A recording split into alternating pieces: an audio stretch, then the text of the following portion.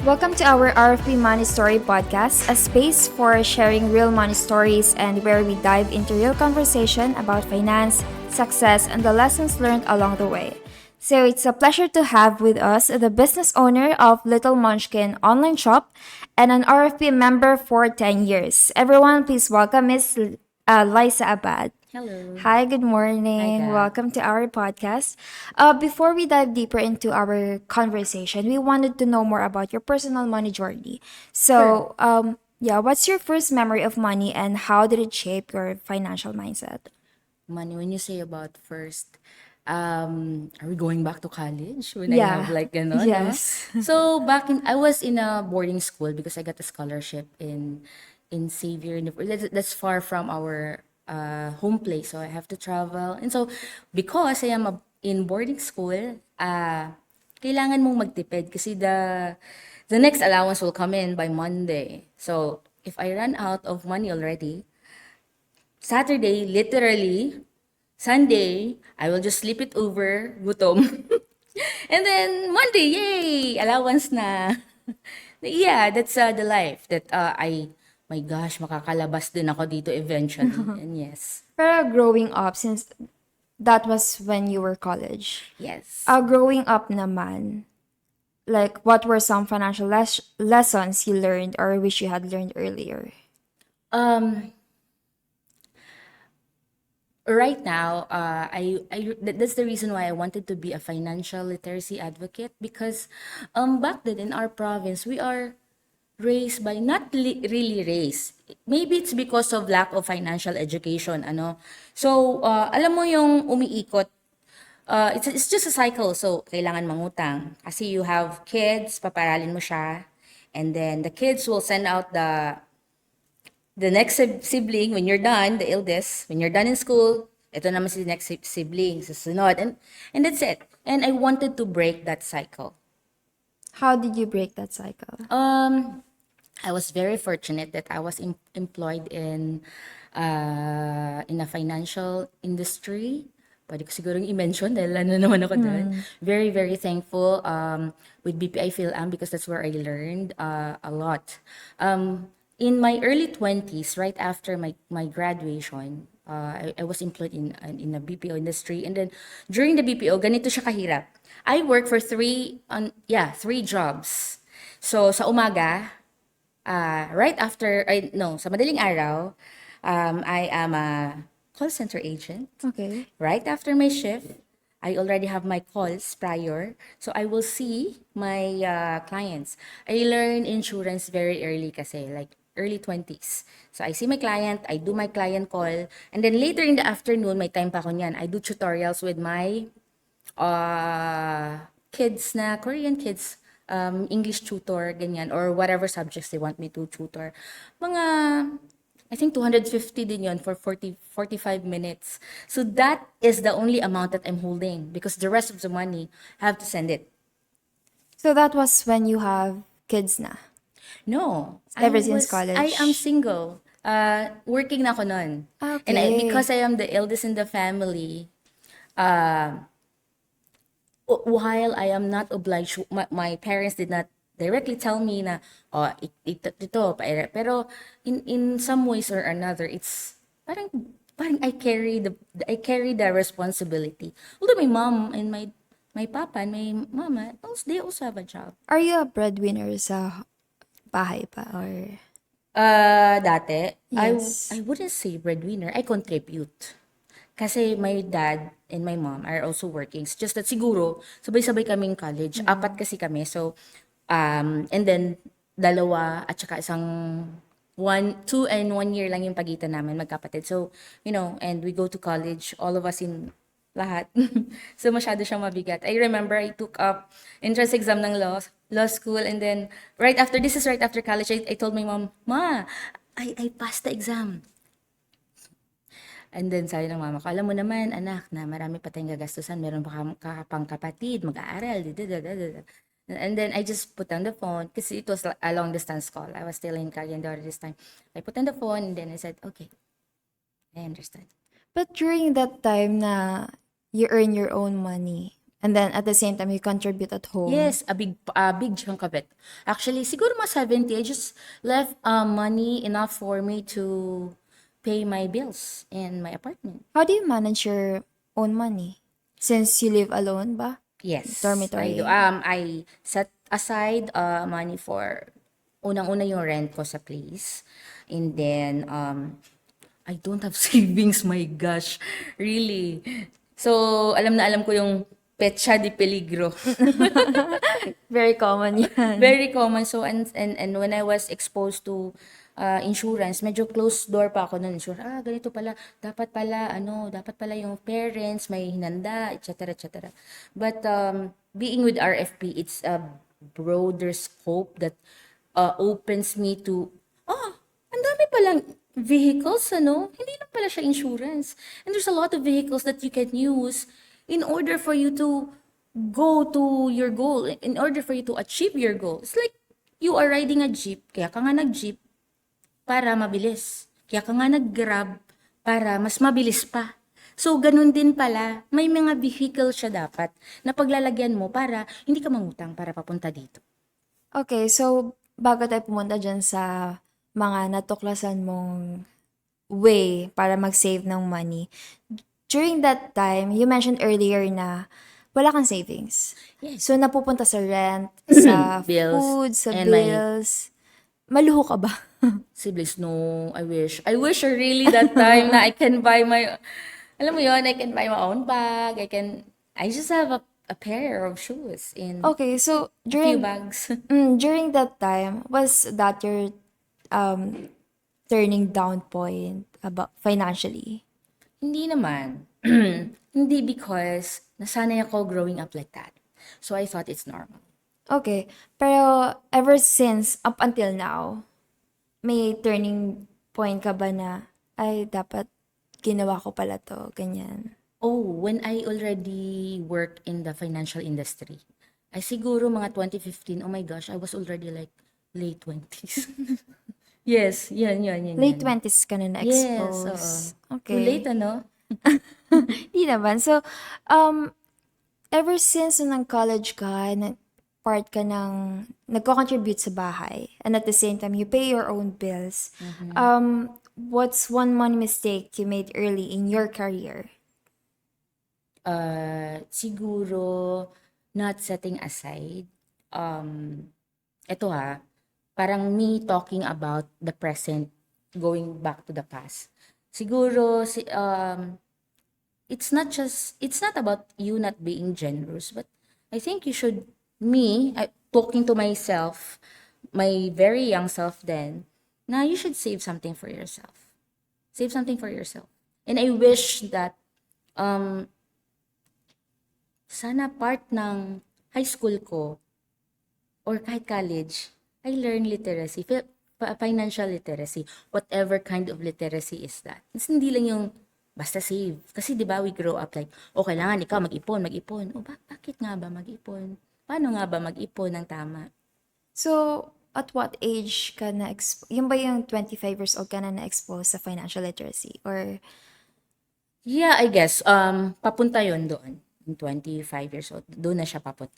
pero saan mo open doors. na-discover na, okay, na-expose na ako sa mga financial... Oh, that's when I started working with the company I've mentioned kanina.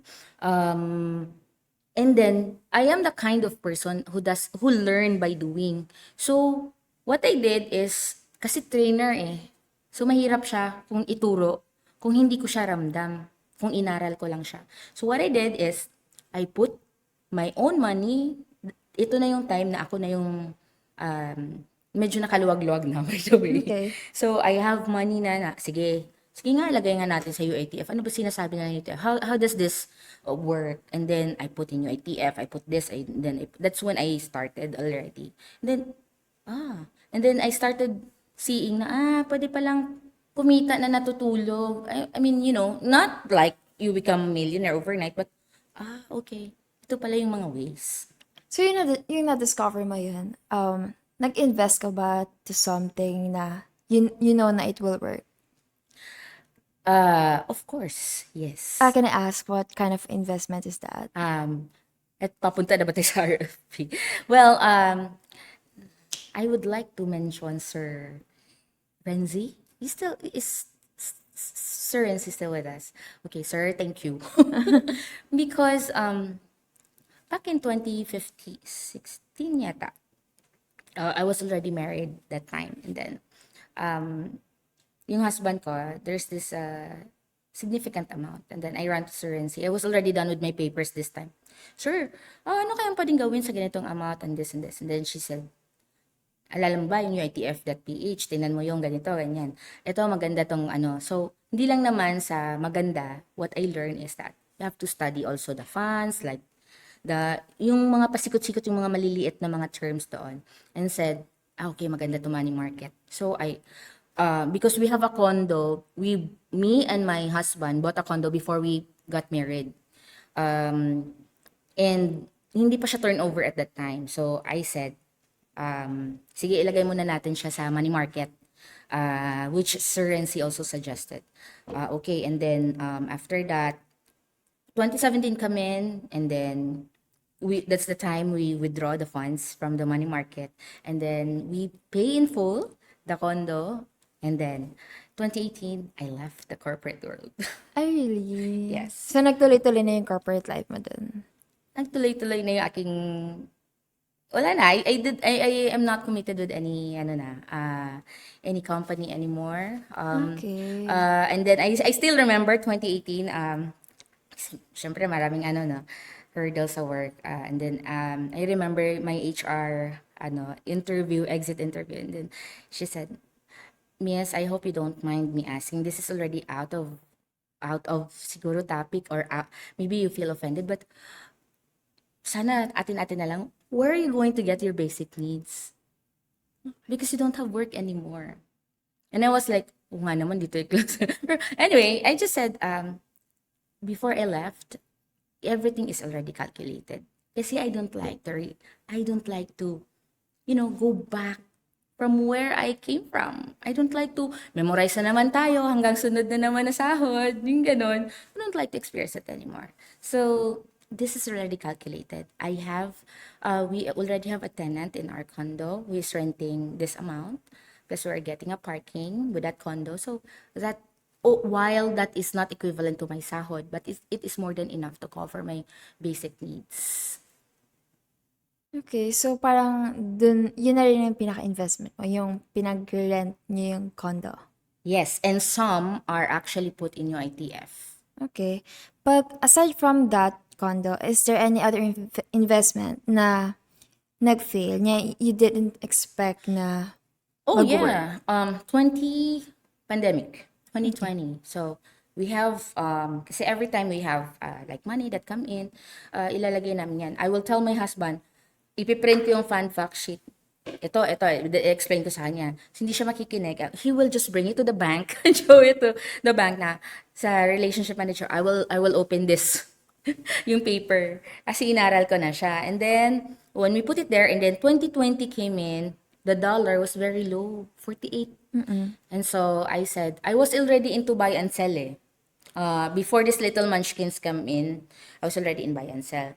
And then, dahil mababa yun, ang laki ng benta ko nito, laki nito. So, I purchase stocks sa US and then have it shipped here. Hindi ganun kalaki yung shipping kasi I use yung may tinatawag na BNS, yung shipping So, anyway, I use that and then I will sell it. And then, later ko na-realize, nga naman, sabi ng asawa ko, sino ba naman pabibili ng mga damit? Wala naman lalabas. Baka siguro kung pambahay. And then, na-late ko nga naisip, sige, di bawiin ko na lang. Kailan ba yung pandemic matatapos? So, I was paying, because this is what I do, no?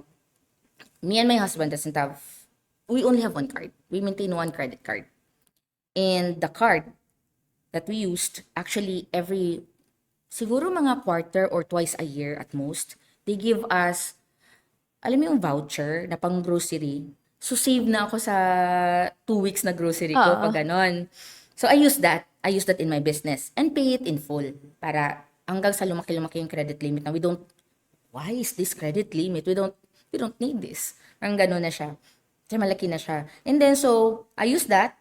And then, that time, kailangan ko mag-withdraw ng personal money because it didn't pan out eh. Yung, yung kids, I'm into kids apparel, so, mga ganyan. Or any kids. So, yun. Ngayon, meron pa yung iba. Yung credit card, for you and your husband. Yeah. What about it? So, joint parang No. account. Isa pa yan. We don't have a joint account. Okay. So, I'm not that type of girl na, oh, ito, wala, mag-away na naman natin yung pera. Wala, ayoko yan. So, we don't have a joint account, but we use his one credit card, his credit card under his name. Okay. I'm the one who manages it. And then, okay, credit card natin. Okay, mami, may ano pa ba? Okay, credit card niya yan. Pagka ganun, okay, cash. But most likely, credit card kami. Kasi, like right now, I'm doing analytics, data analytics. So, mabilis siya i-load. Then, makikita mo na agad. Every month, ibibigay ko na lang sa kanya yung dashboard ko na meron ng mga tawag niya to, mga graph, kung ano yung pinakamalaking expenses. Okay. So, basically, ikaw yung nagmamanage din ng credit card. Yes. Okay. So, sa household, ikaw yung parang... Yes, sa finance, yes. Although we hold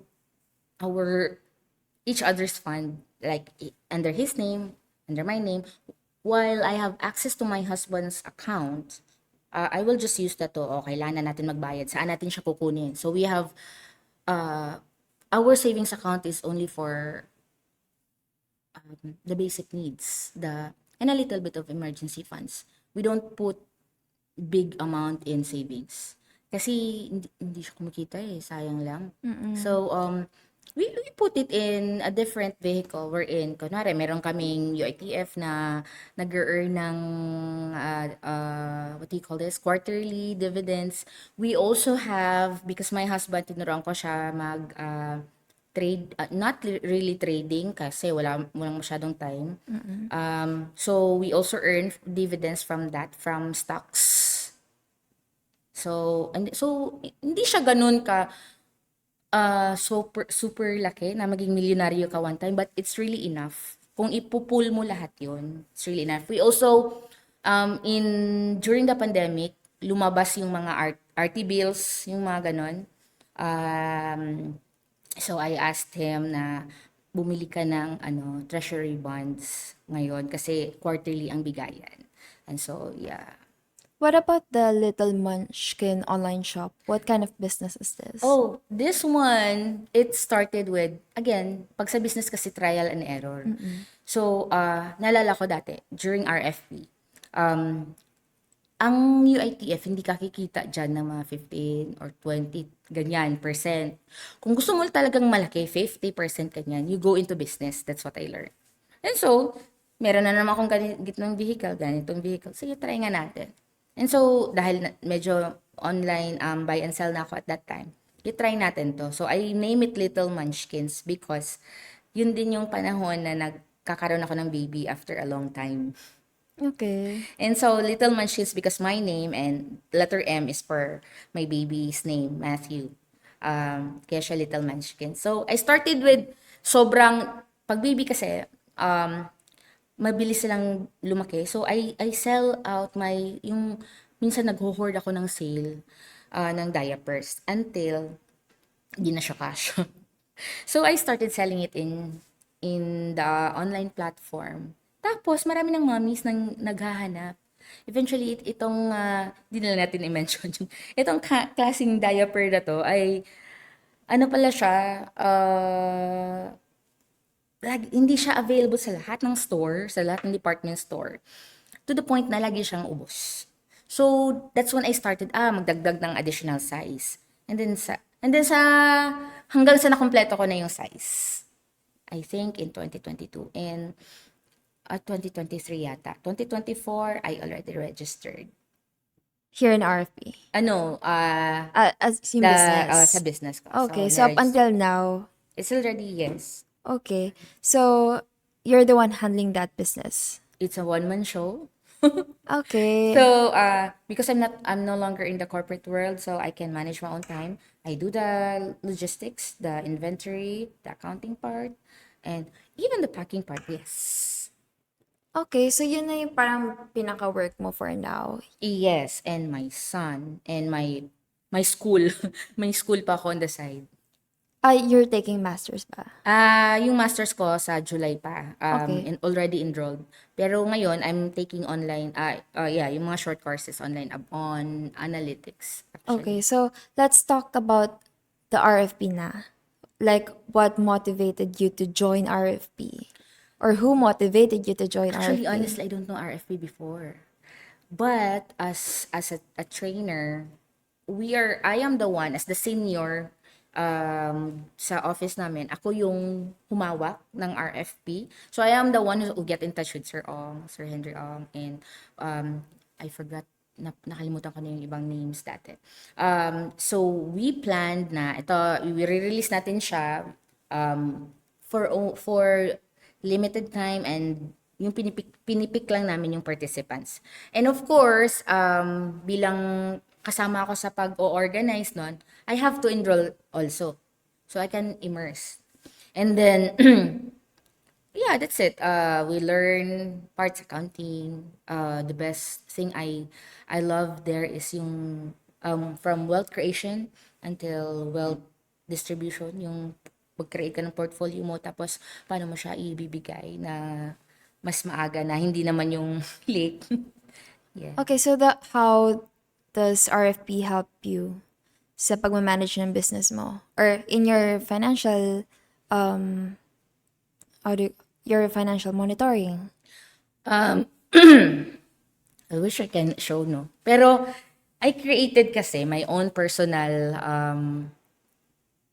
module on how to achieve your, it's about personal finance, but how to get there. So I created that hoping to help other people also, na you have to make your smart goals. Para yes, pwede kang mag-travel, millennial ka, pwede kang mag-travel, but you don't have to utang. You don't have to have debts para lang makapag-travel ng ibang bansa. Australia, US, or whatever, no? Ng mga malalaki na countries. But you just have to sort your goals. Priority mo na ano bang gusto mo. So I created that. You have a short term. The reason why I wanted data analytics and the IT part, it's because I wanted to create an app that will track your goal and where you are right now. That's what I'm working with right now, actually. And then, so you have to write your goal. Is it a short term or long term? How much you need? And then, what are the possible vehicles that you can use in order for you to reach this goal? That module, is that for you lang? Or you I share it. recommend? I share before I left the company. I share it with my colleagues. And I also share it with yung kahit coffee table lang, ganyan na talk. I share it. Kasi kailangan mong i-discuss yun, and then you go into detail, what are the vehicles. Kasi I think that's the thing that people understand. And gusto ko yung ma-deliver, especially on yung mga rural areas. Hindi lang siguro rural areas, ano ba? Yung mga sa province. Kasi para ma-change naman yung mindset. And sabi nga ng husband ko, oh, ilabi mo kaya yan sa ano? sa, ano yun, yung office, hindi, sa DepEd, hindi yung DepEd. Di ba may Secretary of Education? So what do you call that? So, ilalabi ko daw yon sa Secretary of Education para i-include daw yon doon sa curriculum ng, high school students, because really, when you grow up, it's not just about earning money. You also have to protect your hard-earned money. And then, paano ba siya kikita? Na habang kumikita ka rin. Na-implement yung module na yun? Me? Yes. Sa aking sarili? You mentioned na inaan niyo siya sa mga schools. Ano, hindi pa. Number one, busy pa ako kung maglalabi. Sabi Okay. ko, maglalabi talaga? So, pupunta ako ng Congress para. Pero do you plan to do that in the future? Yes, oo. I just don't know paano and anong avenue ko or how. I don't know. But I created that. There's what we call a good debt and a bad debt. Yan, that's already also included. Okay, that actually answers my second question na how do you use your platform as an RFP member? You mentioned that you share it to your colleagues, to your friends. How do you share it? What do you usually talk about? What kind of discussion is that? Um, may mga kasama din akong trainers before. Na syempre, mind like, no, you talk together about your possible dreams and then I'll talk to them, check mo tong ganito, baka pwede mong iganyan kung kasya sa budget. Tapos, aaralin natin yung portfolio mo kasi hindi pwedeng mag-invest ka dyan tapos inutang mo pa lang yung galing, kung saan galing yung money, no? So, and then, so when we talk about that, Lies, pwede bang pahiram? Or, yeah, it's okay, i-credit mo ako, hindi mo ako i-credit, it's fine. Some of my friends in the insurance industry before also, I share it to them para so that when they face client, they can discuss it. I just teach them. Or minsan ginagawan ko siya ng script sa baba ng PowerPoint and then go ahead and read it. Do you introduce yourself as an RFP member? Yeah, I actually put it in my LinkedIn. Okay, pero every time na you introduce yourself as an RFP, naka-curious ba yung kausap mo to join RFP rin? Right now, I don't have that much avenue. But siguro dati, kasi we have a lot of chance to talk, like we do team buildings with the banks and a lot of avenue talaga, client facing. So far, that time, hindi ko pa siya ginagamit, si RFP. Not Or much. personal lang talaga? So, na-invite ka sa mga talk? Hindi eh, trabaho siya eh. Okay. I mean, it's part So, of my job. okay. So, nasa-share But mo yes, rin. I don't call it invited, but yeah, the speaker for today is this. Kasi, wala, it's me. It's my job. Okay. So, since you've been part of RFP for 10 years, what can you share about valuable lesson na nakuha mo sa RFP? RFP, siguro ano lang, recently, I realize, teka lang, 17, kailan kami nag-start? 16, 17, 18, 19, 20, 21, 22, 23, 24. After 8 years, this investment has helped us, it grow significantly, that it helped me finance my master's outside the country. Okay, outside of the country. Yes.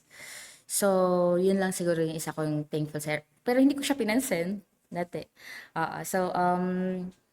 Hindi naman lahat yun, pero a significant amount was earned from there. And it's dollar, so malaki yung, I would suggest kung may dollar account ka, you invest also in dollar investment kasi dalawa yung kita mo dun eh. Yung kita from the dollar and also from the forex, from the exchange rate. So malaki yun. So, 'di ba? You're earning two times, 'di ba? So, yun. That's one. So, and another thing is I am very happy that I right now I would totally say I don't have to utang. I don't need utang. And I'm takot sa utang. So, you have your financial freedom. Yeah, I mean, takot talaga kami sa utang. Ako personally, because of the past experiences, no? And then, yung husband ko, ayaw niya din talaga magbayad ng interest kasi yung bangko lang yung mayaman dyan. Yung nga, ganyang ano niya. So, as much as possible, we just live within our means. Kung ano lang kailangan. Before, when I was single, I have this many bags. Dami ding shoes. Dami. So, when I left the corporate world, I have to sell all of it. Ngayon, isa na lang. Sa dalawa. And then, yung iba bigay. And then, the shoes. And then, I learned that when you track your expenses, that's also when you are concerned about not just earning. Also, importante pala yung inflow at saka outflow. At most importantly, ano yung nangyayari in between. So, it is not enough. Dati kasi may joke kami sa office.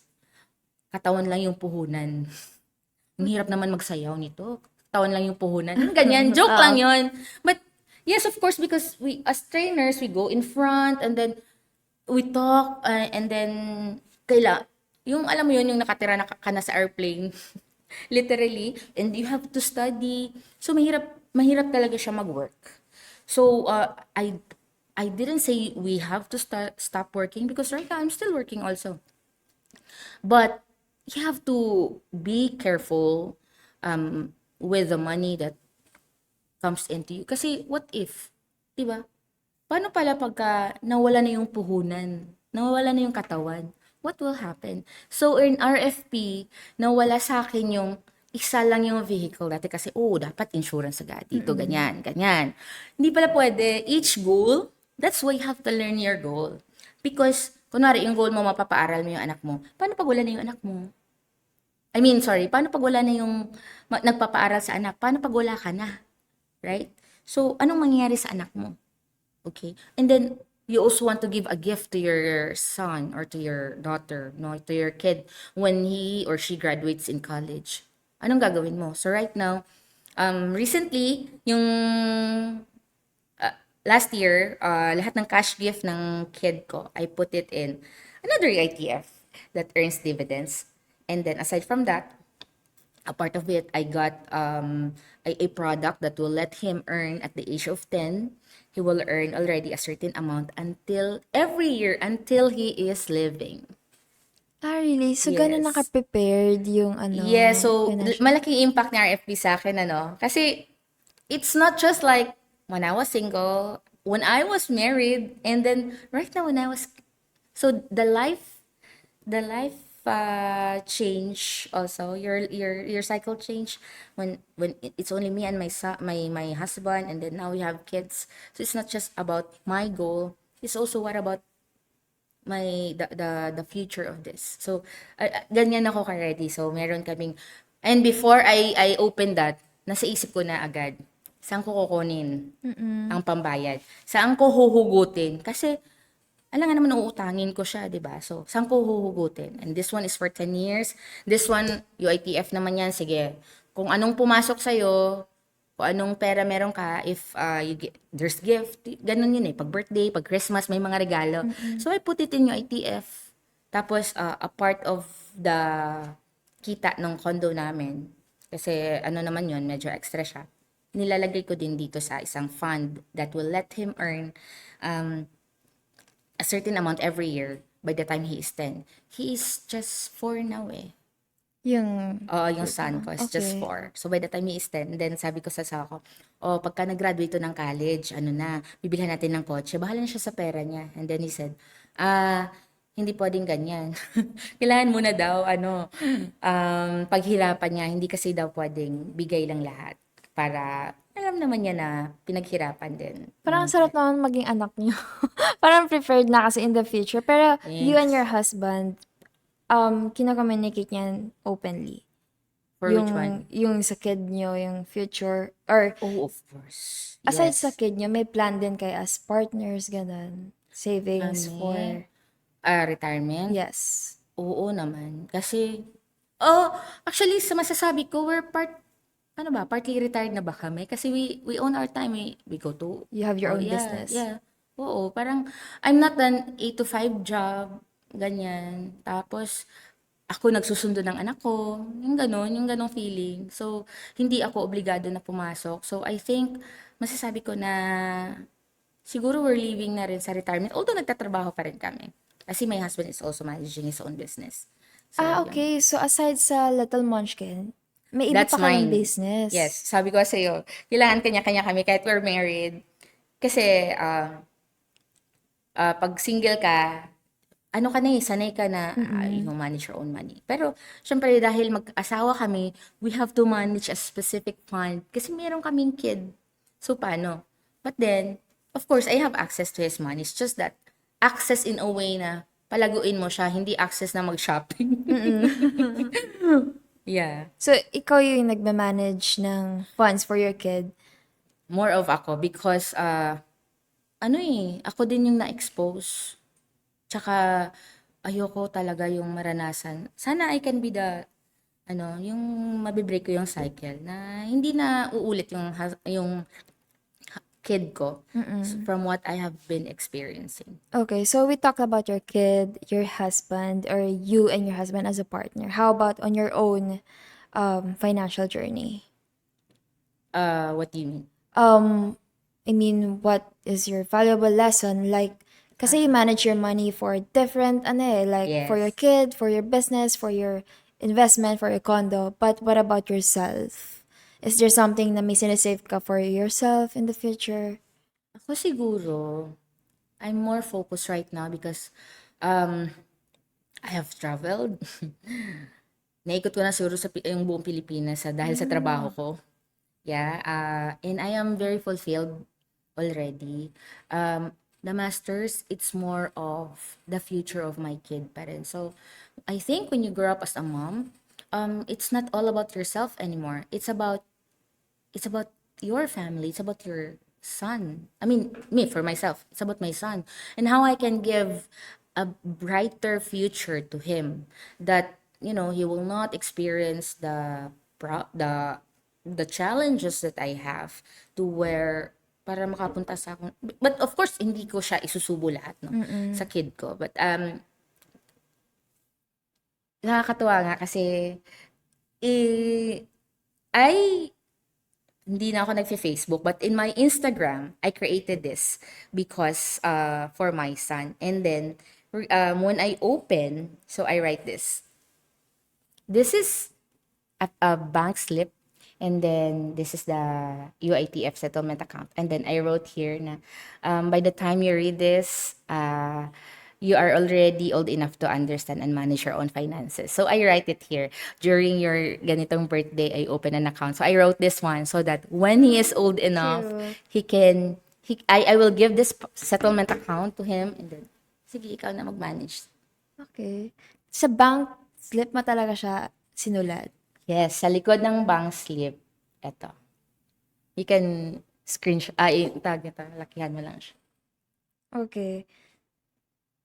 So, yung nag-open ka ng account, ito rin Pera yung- niya yan, yung, what do you call this? These are his gifts from his fourth birthday, actually. Okay. So, yun yung inopen ko. Prior to that, inopen ko din siya nung vehicle na, yung product na every year, meron siyang matatanggap. May nakasulat din doon na Okay. ito, ano to, anak. Alright. So, is there something that you want to share to our viewers or listeners about financial planning? I think siguro this one this is a good avenue, no? To what do you call this? Educate the Filipinos about financial literacy. Because honestly, meron ba tayong subject? Ngayon ba? May bago ba? Kasi 42 na ako. Wala, right? Wala. So, there's nothing. So, I hope that siguro magiging ako suggestion ko lang to, no? Kasi matagal ko na tong iniisip na how I wish this was taught to us when I was really in high school so that sana kahit man lang yung aking baon nung college ako, allowance, I already know how to save, right? Because the earlier you learn, the earlier din, there is no, wala naman siguro, well, tulad nga ng sinasabi ko sa aking module, there is such thing as good debt and bad debt. Ano ba ito? Ang dapat nating iwasan is the bad debt. And that is where Filipinos fall into. Kasi, self-fulfillment, ganito, goal ko ganito, pero, paano bang ginawa mo para ma-achieve mo yung goal mo? Para, okay, so ngayon, YOLO, saya now, yak later, right? Kasi may babayaran. So, natawa lang ako sa friend ko kasi he booked a ticket going to Australia. So, oh, may visa ka na? Wala pa. This is last year usapan. This year this year yung travel. And then, sabi ko, oh, pupunta ka na ba ng Australia? Hindi like kasi kakapunta lang namin ng Japan. Tapos, alanganin sa budget. Naman! Ito naman, di naman lang ng plinano. Akala ko ba ready na? Akala ko kasi God will provide eh. Doon na lang umaasa. So, natawa. It was a joke between us, but yeah, it was just a joke because it was us talking eh. Friends eh. Yung ganon, yung kaya mong anuhin yung kaibigan mo. barahin. Pero yes, one thing, you have to write down, ito very, share ko lang, write down your goals. Prioritize. Kasi ang dami mong gustong sa buhay. Pero alin din ang number one mo, number two. Short term, this goes out to everyone. Millennials, Gen Z, what else? Baby boomer. Sa bagay, yung mga baby boomer, siguro Boomers. malayo na, no? Pero yung mga, ano ba yun? Gen Alpha? Gen Alpha. Gen Alpha, do this guys. Write down your goals. Smart goals. It has to be smart. Hindi pwedeng, ano, pagka sinabing smart, you have to be specific, measurable, attainable, realistic, and time-bound. The time-bound, because Gen Alpha, you have a lot of time. Kalaban kasi natin yung oras. Imagine, nakikita ko na yung pwedeng posibleng kitain ng anak ko for that entire year. Now that he is already 4, parang, wow, sana no, nagsimula ako ng ganito. Bakit ba walang ganito dati? And then so, write your smart goals, prioritize, simula ka lang 1 to 5. 1 to 5 muna. Tapos, ano ba, i-categorize mo siya. Short term ba to? Long term ba? Pag short term, siguro isang taon or 3 below, 3 short term yan. Sa totoo lang yung 10 below, 10 to siguro 10 to 4 or 10 to 5 years, that's a medium term. 10 years above, that's a long term goal. So, you have to write it down and then, sulat mo dito kung anong vehicle that you can use. If you don't know, ask. Saan pa ba makakatulong? Sabi kasi ng husband ko, ba't di ka kaya mag-create ng page na you talk about investments, RT bills, and everything? Wala kasing oras. Baka in the future. So anyway, there's a lot, guys. There's UITF, there's stocks, there's yes, insurance. Insurance, hindi lang po pang patayan. What else? There's so many. Even the Shopee Bank, pinapatulan ko yon. Alam mo ba yung C-Bank sa Shopee? Yeah, So yeah. lahat ng kita ko, doon ko nilalagay. It earns a daily rate. So if kumita na ako ng 100, ganyan. Siyempre negosyo to, no? 100,000, ganyan. So, every day, mag-earn siya ng 10 pesos. Sino magbibigay sa 10 pesos every day? Kinikwenta ko siya, 10 pesos times 2 weeks. Eh di meron ka ng ilan? 7, 70, 140. May pambili ka na ng isang kilong, hindi lang isang kilong bigas. Or isang dosenang itlog, pwede na, right? Ganon kami maglukuhan. Pero yes, I put that. I always put my money to where it will give me something significant. But be careful with scams. Scam, pag sinabi ng you will earn 10% here monthly, yung bangko nga hindi nagbibigay niyan eh, 'di ba? Yung UITF nga hindi makapagbigay niyan. Yung pangtaong to makapagbigay sa'yo. So, if this too good to be true, it really Do you have is. experience with scams? So far wala naman. Wala naman. Kasi- Pero you know people na Oh, a na-scam. lot. A lot. Grabe. Yung professionals. Like yung, how? What kind of scam? Yung, you wouldn't, talaga? Yung ganon. So, imaginein mo, kung may financial literacy lang sana sa Pilipinas, iiwasan natin yung scam eh. So, yun. Siguro they invest. One, do not invest. By the way, going back to what I said. So, kung meron kang vehicle, wala ka pang vehicle, pag sinabi sa'yo na, ito, kikita ka ng 10,000. So, sabi nga ni Sir, I forgot her name. Siya yung founder ng Peso Sense. Sabi nga niya na, wag umasa sa Dow theory. Yung kikita daw. Malaki daw yung kita. Aralin mo siya. Kasi I didn't also learn this overnight. I have to spend sleepless nights to read, to learn. Masaya lang ako dahil part siya ng trabaho ko. Which I was very thankful because right now, it panned out well to me. At malaking tulong talaga siya sa akin na, I don't have to, sana naman ako kukuha ng pangpaaral, pang ganito. I don't have to worry about that because earlier in my life, I already learned that. So, this, if you listen to those people, kasi yung mga friends kong nagiging ganon, at first kasi, they were given that amount na pinag-usapan, 10%, and then, 10%, ganun.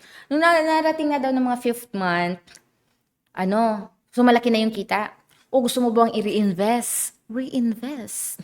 And then, nag-reinvest na nga sa kinita. Lahat ng kinita niya na-reinvest plus dagdag. And then, that's the start of the problem. That was their hard-earned money. Ano pa yon? Hindi pa sa kanya fully yun. Yung pinag-anuhan pa ng asawa niya yun. Pinagtrabahoan pa ng asawa niya yun. Sinave nila. But did you share your knowledge on how to Oh, fix yes. that, how to recover from that situation? Yes, actually. Dati kasi every time, pagka may nag-invest, tapos may mga investments kasing bagsak talaga. And then, paano ka ba makaka-recover? So, dati pagka hinarap na ako, hindi pwedeng kakainin ako kasi, di ba, ako yung nasa harap eh. Don't shoot the messenger. So, may baon na agad ako. So, anong gagawin mo? Bounce back ka. So, how do you bounce back?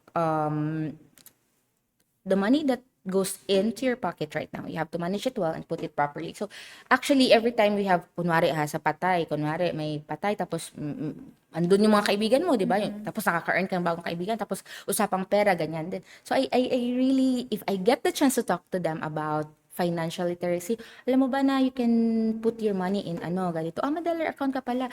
This is the, and then I will open my UITF, PH, ito, tapos i-explain ko yung mga year on year, mga ganyan. Baka gusto mo din ilagay. Sabi ko nga, ang swerte naman itong mga bangko na to, may libre sa akin. Pero yes, that's because that's my advocate. When I presented here, my paper, puro lahat yung insurance. And then, when I present, kasi ako yung huli. So, narinig ko na lahat yung mga banat ng mga panelists. No? So, sabi ko, hindi pala isa lang dapat ang sagot ng problema about pera. There's a lot of vehicles. And then, in front, on set akong nag-present kung ano ang pwede kong ilalagay na instrument. Yung presentation ko, hindi ko na-edit. So, sinabi ko na lang na, I will just edit the perfect vehicle for this is this and this and this. Kasi nakita ko na yung iba na, bakit ganito? Bakit itong product? Hindi. Kasi puro insurance yung naka-build-in eh. Hindi pala. Kasi ito lang yung goal. What paper is that? Sa RFP, before you can earn your designation, you have to present a case.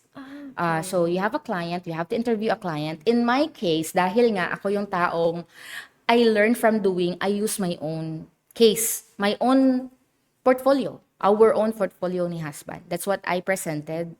And then our goals. And then what are the vehicles. So yung iba, medyo grabe na yung mga questions ng mga panelists. So pagkadating ko, chill na lang kasi I already know what, naintindihan ko na sa RFP pala siya. It's a holistic approach. It will not just cover one vehicle. It will not cover insurance only. It will not cover UITF only. It will not cover stocks or what, but a little bit of everything so that it's up to you if your minds are already open, and it's up to you where you put your money and how else you can work your money for you. In your case pa, every time you earn your own money, do you put it in just one bank? No. Or iba-iba? Yes. Hindi pwede kasi kunwari, naranasan ko to, nag-down yung isang bangko. So, siya lang kasi. And then, paano ko mag-withdraw? Okay. So, importante pala siya na meron. But, yeah, of course. Kailangan meron kang plan B dapat. Hindi pwedeng isang bank lang. Same with URTF and other investment vehicle. Iba-iba din. Okay. Yung mga RT bills, bihira yan siya i-offer ng bank sa'yo kasi limited yun eh. So you just have to, tsaka first come first serve, you just have to inquire it sa bank mismo. Okay. Is there something that you want to add to inspire other people, not only Gen Z, Alpha A, boomers, or other generations about Okay. financial planning? So guys, break the cycle. You don't have to be in a bad debt. You can achieve your goals by just simply putting your money in the right vehicle. And kasi ngayon marami ng ways to earn content creation, etc., etc. I hope that although marami din naman sigurong creator ngayon ng financial literacy, no? But I hope really that the Gen Alpha, tama ba? Yes. Gen Alpha today will also have the chance to learn financial literacy. in any way. So as much as possible, use your credit card if you have one. If you have been issued one, take care of that one. And you know, gamitin mo lang siya because ako ginagamit ko siya personally because makakasave ako ng grocery ko for 2 weeks. Malaking bagay yon. The points, I use that also to pay. What else? Yeah, that's my thinking about credit card. We put everything in credit. We don't spend credit card if we don't have funds to pay for that one. So, cash pa rin siya kung tutusin. Except that we are using credit card kasi may malaki siyang maitulong sa amin.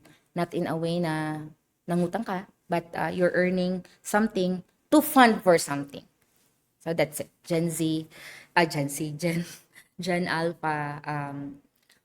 As much as the world has been changing today, but one thing that you need to learn is about financial literacy. Do everything to learn how to manage your hard-earned money, and do not ever fall into a trap of being scam or fall into a bad debt na mahihirapan kayong mag-bounce back.